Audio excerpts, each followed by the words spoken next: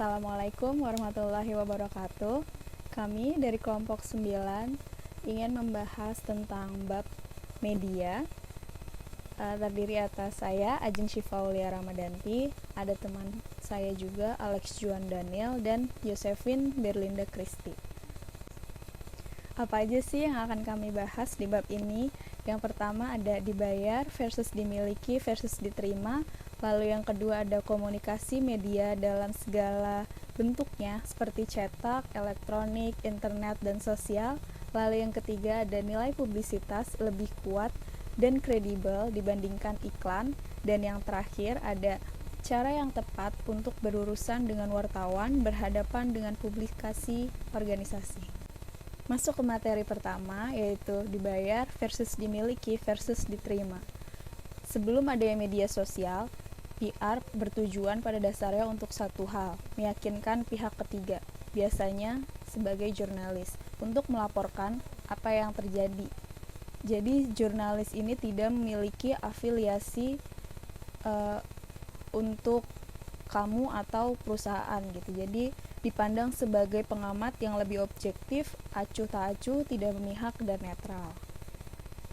Lalu saat ini ada banyak media yang menangani hubungan masyarakat. Pada dasarnya mereka dipecah menjadi 3 kelompok.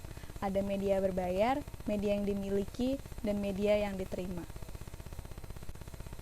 Media berbayar. Format utama media berbayar ini adalah iklan. Kelebihan dari format ini, Anda dapat mengontrol konten, ukuran, penempatan, serta frekuensinya. Anda dapat menjamin semua manfaat ini karena Anda membayarnya. Kekurangan besar dari media berbayar adalah jauh lebih tidak kredibel. Sesuai dengan namanya, media berbayar, jadi Anda membayar suatu iklan untuk mempromosikannya gitu. Jadi Anda membayar itu berupa iklan. Selanjutnya, media yang dimiliki. Media yang dimiliki adalah saluran media baru we ourselves own and operate. Mereka dapat berupa situs web, situs seluler, blog, akun Twitter, saluran YouTube, halaman Facebook, dan apapun yang muncul dengan media sosial. Manfaat dari media yang dimiliki adalah Anda dapat mengontrol konten, efisiensi biaya media yang dimiliki, serta fleksibilitasnya memungkinkan Anda untuk menjangkau audiensi khusus, adalah prospek komunikasi yang memikat. Kelemahan besar dari media yang dimiliki adalah seperti halnya iklan, ada potensi tidak percaya. Maka, tantangan utama bagi PR yang menggunakan media yang dimiliki adalah membangun kepercayaan audiens.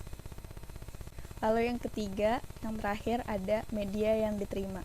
Media yang diterima adalah diterima, di mana wartawan secara objektif dibujuk untuk menulis hal baik tentang organisasi Anda, diterjemahkan media menjadi publisitas positif, dan merupakan hasil dari rilis berita. Media yang diterima adalah format yang paling kredibel untuk penulis hubungan masyarakat. Secara sederhana, sementara Anda dapat menjamin iklan positif dengan media berbayar atau akun Facebook yang bersinar, dengan media yang dimiliki, Anda dapat menjamin apapun dengan media yang diterima. Tetapi, ketika media yang dimiliki bekerja, publisitas yang dihasilkan jauh lebih kuat dan berharga daripada format yang lainnya. Media cetak bertahan. Kondisi beberapa tahun terakhir tidak terlalu baik bagi media cetak, khususnya surat kabar. Dengan resensi yang kian mendalam, surat kabar yang dulunya berpengaruh terpukul oleh kenaikan biaya dan penurunan jumlah pembaca. Belum lagi tantangan dari perangkat seluler, iPad, dan yang sebanding tablet berjuang untuk bertahan hidup. Namun, terlepas dari pertumbuhan media internet dan elektronik, media cetak masih bertahan sebagai media yang penting bagi profesional public relation. Mengapa? Jawabannya mungkin terletak pada kenyataan bahwa banyak departemen di surat kabar dan majalah menggunakan rilis berita dan sarana publikasi lainnya dibandingkan terbatasnya kemungkinan penggunaan rilis itu pada jaringan TV dan TV berbayar. Selanjutnya adalah majalah.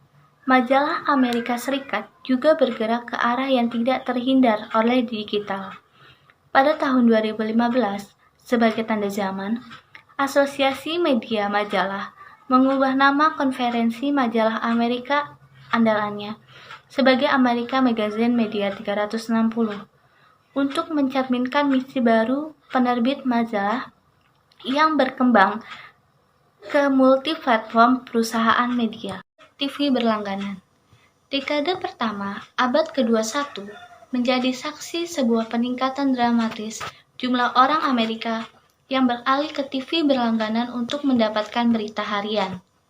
Namun, sepanjang tahun 2010, dengan tantangan dari Netflix, Hulu, dan jasa tontonan on demand, membuat jumlah penonton harian TV berlangganan menurun secara dramatis. Lepas dari jatuh bangunnya perkembangan TV berlangganan memiliki dampak yang besar terhadap konsumsi berita warga negara Amerika.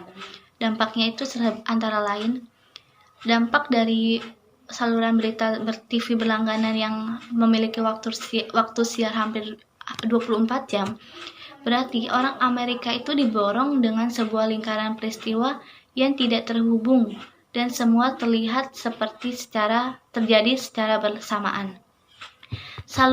Yang kedua, saluran TV berlangganan khusus juga menawarkan segala hal, mulai dari olahraga, makanan, mode, cuaca, dan sejarah disiarkan tanpa henti di penjuru negeri.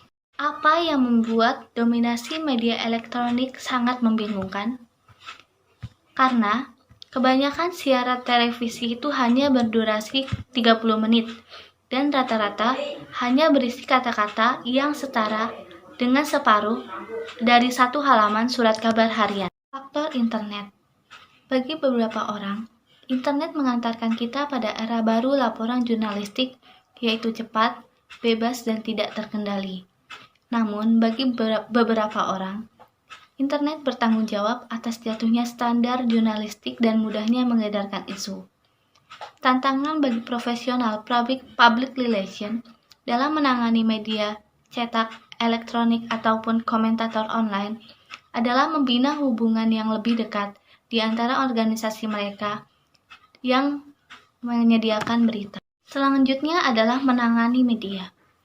Tanggung jawab profesional public relation adalah mengatur hubungan di antara organisasi mereka dengan media. Sebuah organisasi harus membuat sebuah filosofi dalam berurusan dengan media. 12 prinsip yang harus diingat dalam menangani media adalah: 1. Seorang wartawan adalah seorang wartawan. Yang kedua, Anda adalah organisasi. Yang ketiga, tidak semua wartawan sama.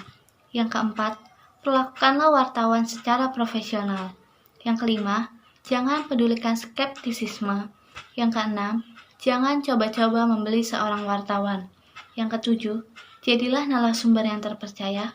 Yang kedelapan, bicara ketika tidak sedang menjual. Yang kesembilan, jangan mengharapkan berita pasti dimuat di media. Yang 10, jangan bersikap kasar. 11, jangan pernah berbohong. Dan yang ke-12, bacalah surat kabar. Selanjutnya ada menarik publisitas. Publisitas sering diperoleh dengan berhubungan langsung dengan media, baik dengan mulai komunikasi atau dengan bereaksi terhadap pertanyaan. Meskipun kebanyakan orang membingungkan keduanya, publisitas ini berbeda secara dramatis dari iklan. Di sisi lain, manfaat dari iklan berbayar mencakup bidang komunikasi berikut yang dapat dijamin, yaitu konten, ukuran, lokasi, pencapaian, dan frekuensi. Ketika iklan akan tayang, siapa yang melihatnya dan seberapa sering akan digunakan, semua itu bergantung pada keinginan editor berita sejak awal.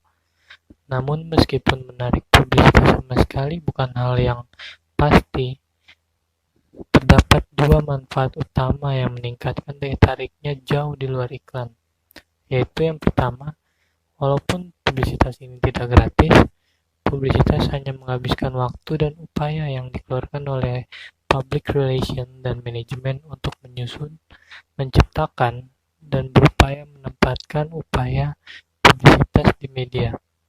Yang kedua dan yang lebih penting lagi, Publisitas yang muncul dalam berita atau iklan dan dalam kolom membawa dukungan pihak ketiga secara implisit terhadap sumber berita yang melaporkannya. Berikutnya adalah nilai publisitas. Untuk organisasi manapun, publisitas sangat masuk akal dalam bidang-bidang berikut. Yang pertama itu ada mengumumkan produk atau layanan baru. Yang kedua itu reenergisasi produk lama. Yang ketiga menjelaskan produk yang rumit. Yang keempat menjelaskan anggaran sedikit atau tidak ada anggaran. Yang kelima adalah meningkatkan reputasi organisasi. Dan yang terakhir itu untuk merespon krisis. Selanjutnya ada pitching publisitas. Ini merupakan kegiatan mencoba menempatkan publisitas di positif di media, situs berita ataupun media elektronik. Berikut 9 petunjuk yang dapat membantu mencapai penempatan isi berita. Yang pertama itu peka waktu. Yang kedua, Anda umumnya menulis dulu baru menghubungi. Yang ketiga, arahkan isi berita ke orang atau editor tertentu. Yang keempat, tentukan bagaimana wartawan ingin dihubungi. Yang kelima, jangan menyulitkan. Yang keenam, gunakan cara yang eksklusif, tapi berhati-hati. Yang ketujuh, lakukan panggilan Anda sendiri. Yang kedelapan, jangan mengirim klip cerita lain tentang klien Anda. Dan yang terakhir itu, jangan pernah berbohong. Selanjutnya ada publisitas online. Dalam meningkatnya jumlah dan penggunaan online, penting untuk mempertimbangkan bagaimana cara mengamankan publisitas online. Banyak pendapat salah yang meramalkan bahwa internet itu akan mengubah public relation. Ini dalam konteks bisnis. Sementara justru internet tersebut sangat membantu public relation. Dengan mencari outlet internet untuk publisitas adalah pelengkap penting untuk publisitas di media yang lebih tradisional. Konten bersponsor adalah konten berorientasi baru yang dibuat oleh sponsor. Jadi ini dalam kemitraan dengan sumber media yang sah. Dengan kata lain, organisasi Anda membuat dan membayar konten dan kemudian muncul di bawah banner penerbit online. Konten yang disponsori ini merupakan turunan dari advertorial yang merupakan iklan dalam bentuk berita dan telah ada sekitar 4 dekade. Beberapa contoh penerbit telah membuat departemen pusat laba untuk bekerja dengan penyedia konten untuk mengembangkan salinan yang lebih menarik dan berorientasi pada berita. Yang berikutnya ada menghandle wawancara media. Ini ada 11 hal penting yang boleh dan tidak boleh dilakukan dalam wawancara media. Yang pertama itu mempersiapkan. Sebelum melakukan wawancara, Anda harus mempersiapkan diri Anda sebaik mungkin dalam menjawab pertanyaan-pertanyaan yang akan ditanyakan. Yang kedua itu adalah ketahui poin utama Anda. Dan yang ketiga, bersantai. Yang keempat, berbicaralah secara pribadi. Kemudian yang kelima itu terimalah pertanyaan-pertanyaan lain yang di luar topik. Yang keenam itu jawab pertanyaan secara singkat dan langsung. Jangan biarkan Anda berpikir terlalu lama. Yang ketujuh, jangan menggertak. Yang kedelapan, mengatakan fakta dan mendukung generalisasi. Yang kesembilan, tidak ada kata yang tidak resmi. Yang kesepuluh, hindari kata tidak tahu. Dan yang terakhir itu katakan yang sebenarnya. Jangan berusaha semaksimal mungkin untuk diri Anda tidak berbohong. Demikian presentasi kelompok kami. Kurang lebihnya mohon maaf. Terima kasih atas perhatiannya. Wassalamualaikum warahmatullahi wabarakatuh.